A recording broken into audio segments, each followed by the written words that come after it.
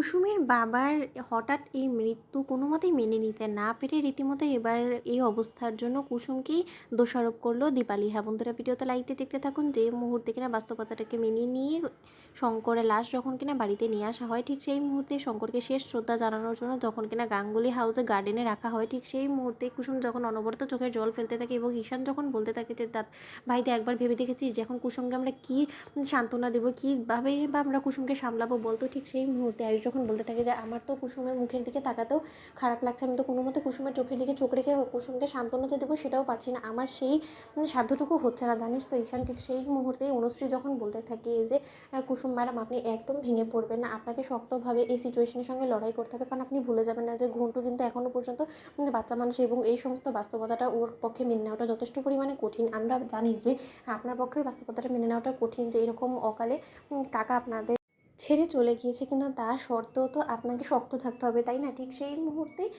দীপালি যখন বলতে থাকে যে এখন কাঁদছিস কেন, তুই বলতো পোড়ামুখী অলক্ষী মেয়ে কোথাকার, জানিস তো ছোটো ম্যাডাম যে তোকে বলে না যে তুই রীতিমতো একটা অপয়া অলক্ষী মেয়ে, সেটা বাস্তবিক।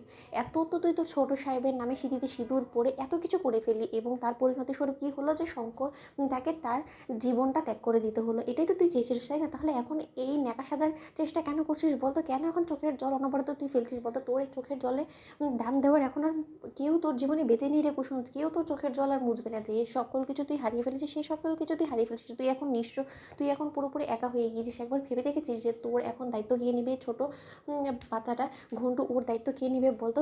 যাও তো, তোর মা হারানোর পর তো শঙ্করদা ছিল যে কিনা তোকে মানুষ করেছে, তোকে এত বড় করে তুলেছে, তোদের সংসারের হাল ধরেছে, এখন তো সেই মানুষটাও তোকে ছেড়ে চলে গেলো, এবার তোর হাত কে ধরবে বল?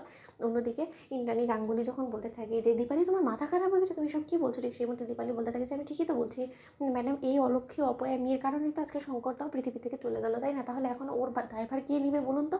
ঠিক সেই মুহূর্তে যখন কিনা মীনাক্ষী বলতে থাকে যে অবশেষে যে দেরিতে হলো তুমি যে এই জিনিসটা বুঝতে পেরেছো দীপালি, সেটাই অনেক, জানো তো আমি তো সেটাই বলার চেষ্টা করছিলাম। এবার তো রীতিমতো কুসুম, আমি বলছি কি যে নেক্সট সিরিয়াল তোমারই, তুমিও বরঞ্চ বিষ খেয়ে বাবার মতন চলে যাও, যতটুকু ঘন্টু ঘন্টু হোস্টেলে ঠিক মানুষ হয়ে যাবে। ঠিক সেই মুহূর্তেই আয়ুষ যখন বলতে থাকে যে মীনাক্ষী কাকিমণি তুমি এই সমস্ত কথাবার্তা বলছো কী করে বলো তো? যেখানে কিনা দেখছো যে মেয়েটা সদ্যমাত্র তার বাবাকে হারিয়েছে, এই সমস্ত শোক সামলে কোথায় তুমি কুসুমকে সান্ত্বনা দেবে, ঘুরে দাঁড়ানোর জন্য ওকে শক্ত রাখার একটা চেষ্টা করবে, তা না করে তুমি এই সমস্ত কথা বলে মেয়েটাকে আরও বেশি দুমড়ে মুচড়ে শেষ করে দিচ্ছ। ঠিক সেই মুহূর্তে কুসুম বলতে থাকে যে খুব একটা খারাপ কথা বলেছে বলে তো অন্তত আমার মনে হয় না ছোটো সাহেব, সত্যি তো আমিও এতটাই অপয়া অলক্ষী যে আমার কারণে আজকে আমার বাবাকে আত্মহত্যা করতে হলো, এর থেকে বড় আর আমার জন্য শাস্তি কী হতে পারে বলুন তো? আমি তো মনে করি যে সত্যি আমারও আত্মহত্যা করা দরকার, আমিও আমার বাবার সাথে বরঞ্চ পৃথিবী ছেড়ে চলে যাই। ঠিক সেই মুহূর্তে ইন্দ্রাণী গাঙ্গুলি বলতে থাকে যে অনেক হয়েছে এই সমস্ত খেলা, আমি আর সহ্য করতে পারছি না। তো বন্ধুরা, লাইক এবং শেয়ার করে সাবস্ক্রাইব করো।